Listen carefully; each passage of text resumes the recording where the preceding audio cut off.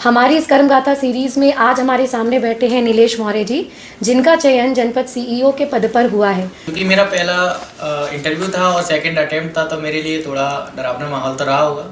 तो उन्होंने पूछा महाराणा प्रताप और अकबर में कौन महान था। मेरे दृष्टिकोण में महाराणा प्रताप जी महान थे।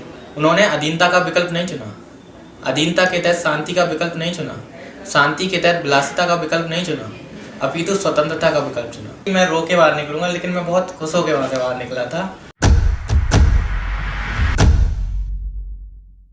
हर मंजिल की शुरुआत होती है एक कदम से और हर कदम मिलकर बनाता है कर्मगाथा। हमारी इस कर्मगाथा सीरीज़ में आज हमारे सामने बैठे हैं नीलेश मौर्य जी, जिनका चयन जनपद सीईओ के पद पर हुआ है। बहुत ही अट्रैक्टिव पर्सनालिटी हैं और इनसे पूछते हैं कि इनका क्या एक्सपीरियंस रहा है इस पूरी जर्नी में। तो मैं चाहूँगी कि ये अपने जीवन की सफलता के बारे में खुद ही बताएं, ताकि आप सभी इससे मोटिवेट हो सके। तो नीलेश, सबसे पहले सत्यमेव जयते की पूरी टीम की तरफ से आपको बहुत बहुत सारी बधाइयाँ। और नीलेश, मैं ये जानना चाहूँगी बहुत ज़्यादा समय ना लेते हुए कि इंटरव्यू, जो कि एक बहुत ही डरावना माहौल होता है बच्चों के लिए जो भी प्रिपरेशन करते हैं, आपने जैसा कि कहा कि आपके लिए बहुत सहज था और आपने पूरा इंटरव्यू जो है वो अपनी ओर आकर्षित कर लिया था और बहुत ही बढ़िया मज़ा आया आपको। तो मैं चाहूँगी कि कोई भी ऐसे एक दो प्रश्न जो आपको लगता हो जिसके उत्तर आपने बहुत बढ़िया दिए, जिसने बहुत ज़्यादा उनको अफेक्ट किया होगा, तो वो प्रश्न और उसका उत्तर क्या था वो बताएं। हाँ जी मैम, अभी हाल ही में मेरा चयन राज्य सेवा परीक्षा 2023 में हुआ है जनपद सीईओ के पद पर। तो सब चूँकि मेरा पहला इंटरव्यू था और सेकंड अटेम्प्ट था, तो मेरे लिए थोड़ा डरावना माहौल तो रहा होगा, इसलिए मैंने कहीं ज़्यादा से ज़्यादा मौके दिए और आपके पास भी 2 मौके दिए। तो जब हिस्ट्री पर, जैसा कि आपने बोला, पूरा इंटरव्यू मेरा हिस्ट्री पर ही चला और मुझसे पूछा गया पहला क्वेश्चन जो था पूरा डेप पढ़ने के बाद, क्योंकि मैं हिस्ट्री से JRF भी था, तो उन्होंने पूछा कि महाराणा प्रताप और अकबर में कौन महान था। तो मैंने बोला मेरे दृष्टिकोण में महाराणा प्रताप जी महान थे। तो उन्होंने बोला कैसे। तो मैंने उसको विस्तार रूप से जवाब दिया कि उन्होंने अधीनता का विकल्प नहीं चुना, अधीनता के तहत शांति का विकल्प नहीं चुना, शांति के तहत विलासिता का विकल्प नहीं चुना, अपितु स्वतंत्रता का विकल्प चुना और स्वतंत्रता के तहत त्याग और बलिदान का विकल्प चुना।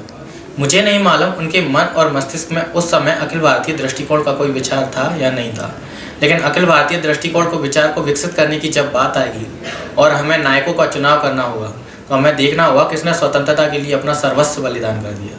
मेरे दृष्टिकोण में महाराणा प्रताप जी ही मान थे। और अकबर को लेकर जहाँ तक बात किया, तो इस बात को दरकिनार नहीं किया जा सकता कि इतिहास लेखन में पक्षपात हुआ है, व्यक्ति विशेष का महिमा मंडन किया गया है। अकबर को लेकर कई तथ्य, जैसे 30,000 राजपूतों के सिरों की मीनार बनवाना, अकबर के द्वारा हरम में महिलाओं का शोषण करना, ऐसे कई तथ्य हैं जिनको वर्तमान सरकार के द्वारा यथोचित स्थान दिया जा रहा है। वर्तमान NCERT में अकबर को लेकर एक चैप्टर भी जोड़ा गया है, सहिष्णुता और क्रूरता का मिश्रण। वर्तमान सरकार के द्वारा इतिहास को संतुलित और समावेशित करने का प्रयास किया जा रहा है। यह मेरे दृष्टिकोण में सराहनीय और स्वागत योग्य कदम है। बहुत ही बढ़िया, बहुत ही बढ़िया। तो बच्चों, आप समझ रहे होंगे कि यूजुअली हम ऐसा पढ़ते हैं कि भाई इंटरव्यू में बहुत ज़्यादा आंसर नहीं एक्सटेंड करना है, थोड़ा सा बताना है, तो ऐसा नहीं है। अगर आपका एक्सप्लेनेशन ऐसा हो तो डेफिनेटली आप भी वहाँ पे चीज़ों को लिंक कर सकते हैं और पूरा इंटरव्यू का जो फोकस है वो अपनी तरफ कर सकते हैं।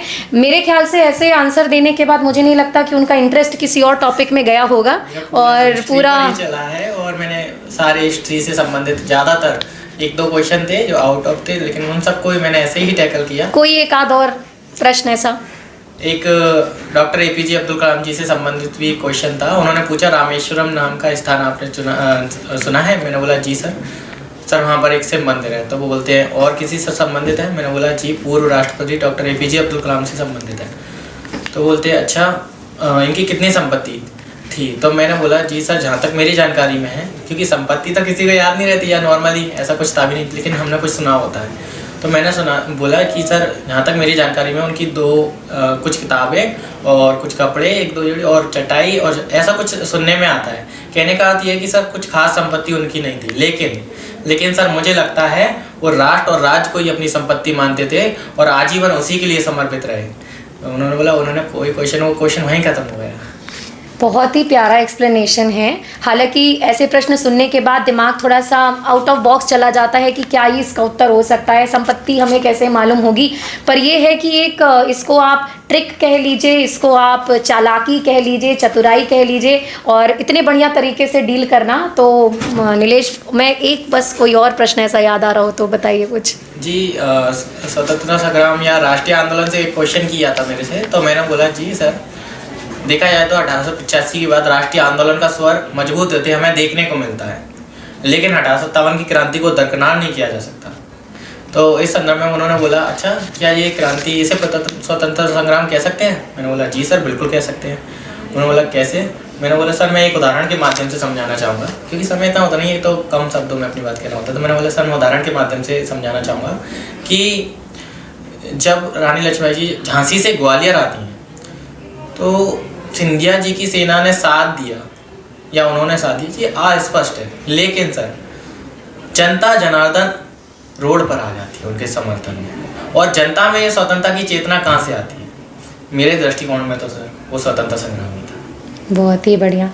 जब हम किताबों में पढ़ते हैं तो हमेशा ऐसे कह सकते हैं कि असमंजस वाले प्रश्न आते हैं कि इसको स्वतंत्रता संग्राम कहें या फिर व्यक्तिगत हम हित के लिए युद्ध हुआ था, ऐसा कुछ बोलें। पर मेरे हिसाब से कि आप बिल्कुल क्लियर रहिए, और ऐसी क्लियरिटी और प्लस एक्सप्लेनेशन कि आपको गलत ही साबित कोई ना करे कि नहीं ये तो स्वतंत्रता संग्राम नहीं था। सामान्यतः वो ऐसा बोलकर उलझा सकते हैं, पर ये उत्तर और इस तरीके से विराम चिन्ह लगाने के बाद आगे कोई प्रश्न बनने की संभावना ही नहीं है। तो बच्चों, आप यहाँ पर समझ गए होंगे कि इंटरव्यू में भी आपकी प्री मेंस की जो कह सकते हैं कि एक वृहद रूप से जो आप पढ़ते हैं, एग्जाम्पल्स के साथ ज़्यादा से ज़्यादा चीज़ों को पढ़िए, और उत्तर से आप समझ ही रहे होंगे कि सिर्फ किताबी ज्ञान ज़रूरी नहीं है। जितनी भी चीज़ें हैं आप अखबारों में पढ़ रहे हैं, किसी पर्सनालिटी के बारे में पढ़ रहे हैं, इनको कैसे लिंक करना है, और प्लस किस्मत भी है कि समय पे इन चीज़ों का याद आना और ये लिंक बनाना, ये भी एक बहुत बड़ी बात है। पहले इंटरव्यू में इतना बढ़िया प्रेजेंटेशन, और आप अभी डीसी के लिए भी है वेटिंग में है, तो हम सबकी यही विशेष हैं कि वहाँ पर भी आप जाएं, क्योंकि आपसे बात करके ही लग रहा है कि डीसी के प्रमुख और बहुत ही प्रबल दावेदार हैं आप, और हम चाहेंगे कि आप बहुत जल्दी डीसी के पद को लेकर और फिर हमारे समक्ष एक बार फिर से उपस्थित हो, ताकि हम और डिटेल में आपसे खूब सारी बातें करें। तो एक बात और मैं कहना चाहूँगा कि कुछ लोग या मेरे से कई लोगों ने कहा भरो जी, अगर याद आपसे भी मैम चर्चा हुई थी मेरी, तो आपने बोला बिल्कुल भरो, आपके पास एक्सप्लेनेशन भी है। तो कुछ लोग डरते हैं कि भरे कि नहीं भरे, लेकिन आपकी पकड़ है सब्जेक्ट पे, तो वो मेरी वीकनेस नहीं है, वो मेरी पावर है, स्ट्रेंथ है। तो मैंने तो उसको भरा, और यही है कि पूरा इंटरव्यू मेरी तरफ था, मेरे साइड था, और जिस तरीके से मैं चाहता था उस तरीके से इंटरव्यू। मैं सोच रहा था कि मैं रो के बाहर निकलूँगा, लेकिन मैं बहुत खुश होकर वहाँ से बाहर निकला था, और मुझे लगा भी था, इसलिए मैंने रिजल्ट को चेक करने की मेरी बहुत इच्छा थी, और आया तो अंततः मेरा सिलेक्शन भी हुआ, और आगे मैं फिर प्रयास करूँगा। आपकी मेहनत रंग लाई, और हम चाहते हैं कि आप अपने करियर में और बहुत अच्छा अचीव करें, और अपनी ऐसी बातों से ना केवल इंटरव्यू बोर्ड के मेंबर्स को, बल्कि जितने भी लोगों के साथ काम करें, बहुत ही बढ़िया आपका प्रोग्रेस हो उस फील्ड में। तो बच्चों, ध्यान रखें, पहला इंटरव्यू भी इतना अच्छा हो सकता है अगर आपके पास कॉन्फिडेंस है ऐसा, जिसमें आपकी कोई सिर्फ इंटरव्यू की तैयारी नहीं, जो आपकी समग्र तैयारी रही है शुरुआत से लेकर अंत तक, वो सारी काम आती है। तो सभी बच्चों को ऑल द बेस्ट, और मैं आप सभी का इस सेशन को सुनने के लिए एक बार फिर से बहुत बहुत धन्यवाद देती हूँ, और आपका भी एक बार फिर से बहुत बहुत धन्यवाद, और एक बार फिर से ढेर सारी आपको बधाइयाँ, और यहाँ पे अपना समय देने के लिए भी बहुत बहुत धन्यवाद। तो आज का सेशन यहीं पे क्लोज करते हैं। सभी का बहुत बहुत धन्यवाद। मैं दिव्या त्रिपाठी, सत्यमेव जयते परिवार की ओर से सभी को एक बार धन्यवाद देती हूँ। नमस्कार।